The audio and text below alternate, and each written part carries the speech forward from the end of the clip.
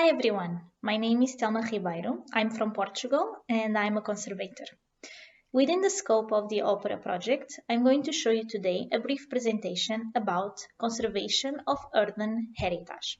This presentation is also part of my work that I've been developing in the last 4 years in my PhD project. So, as I mentioned, I'll be talking about conservation of earthen heritage. And to start, we need to first understand how soil can be used as a construction material. And it's actually quite simple. So we just need our soil and we mix with water, and then we can mold it and shape it and have, for instance, a brick. So here the trick is to also understand what is inside our soil. So let's take a look in more detail. Inside the soil, usually, there is gravel, which are the bigger particles, sand, silt, and clay. And clay, even though it's the smallest part of the soil, it's the most important one because it's the particles that are going to work as our binder. And it is in the proportion or percentage of each one of these components that we can choose or select the best construction technique that we want to use our soil for. For instance, if we have a soil with more clay, we can use it to produce techniques such as adobe or cob or direct shaping because they require molding. But if we have less clay, we can use it for techniques that require compression or just putting. But not just the amount of clay is important, also the type of clay. So if we have a more active clay, which means that it expands more, it means also that it can shrink when it's dry, so it can produce more cracks. But if we have a less active clay, then we can have a more smooth plaster in the end. So to understand, let's also talk a bit about construction techniques. And the most two common construction techniques worldwide is adobe and ram earth. Adobe is bricks molded, it's soil molded in bricks in the shape of a brick that then is left to dry in the sun and no high temperature is required. While ram earth is the compression of layers of soil into a wooden mold. Now let's look at the earthen World Heritage. UNESCO had classified 161 properties all over the world built with earth.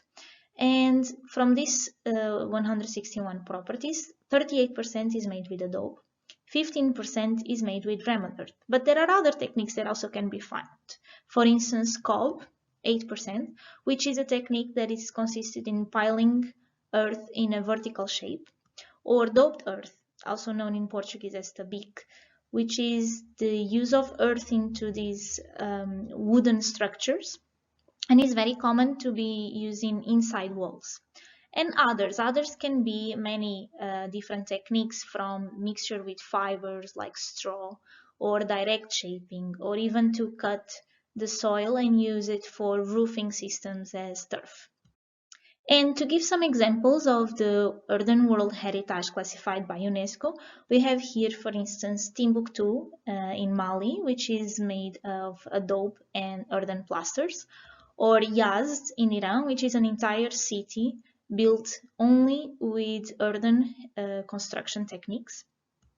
And Lyon in France. Lyon is one example of a European city center that is classified by UNESCO, but there are others in Europe. And it also belongs to the earthen World Heritage list, because even though earth here is not used as a main construction material, it is mixed with other construction materials. So for instance, we can find a lot in inside walls like the daubed earth, or we can find it also mixed in mortars or plasters. In the United States, we have another good example, which is Taos Pueblo, an entire city made also with adobe. And in Peru, we have Chan Chan, which is the world's largest archaeological site in adobe. So we have all this heritage, and of course we'll have conservation challenges. And one of the main concerns is obviously the environmental impact and the natural causes of degradation, as for instance, water. And we have here some examples of damage that can be caused in earthen buildings caused by water. And we have, for instance, detachment, cracking, colonization, biological colonization, and even erosion. But besides that, unfortunately, sometimes the earthen constructions are in places with high seismic activity. Is the case of the citadel of Bam in Iran. And here you can see before and after the 2003 earthquake that unfortunately devastated almost entirely this citadel.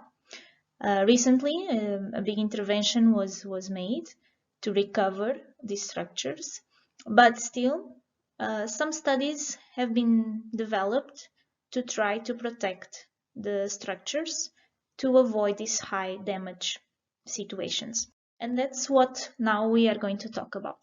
So which type of conservation studies have been developed in the last years? And we can see two main line of studies. In one hand, the structural. So this means some type of reinforcement or injection to guarantee structural conservation.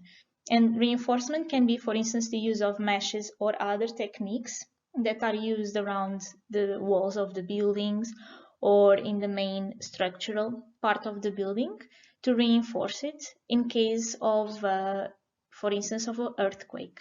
And injection is something you can do directly in cracks or other damaged areas of the structure to reinforce it. But other line of studies can be the material, so how to preserve the material itself.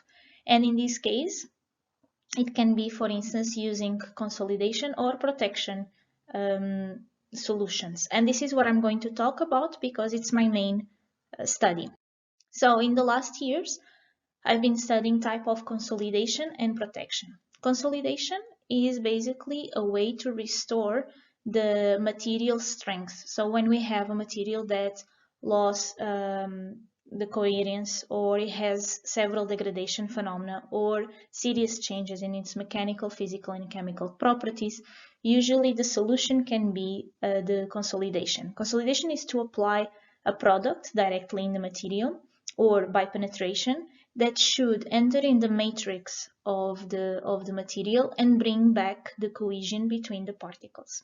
While protection is to apply a product but in the surface, so to create a protective layer that will decrease the solid liquid attraction forces. And this will make that in case of water impact, the water instead of spreading all over the surface, it is compelled to form a spherical shape, so compelled to form drops. And also another line of my study has been the use of more natural solution-based products instead of synthetic ones.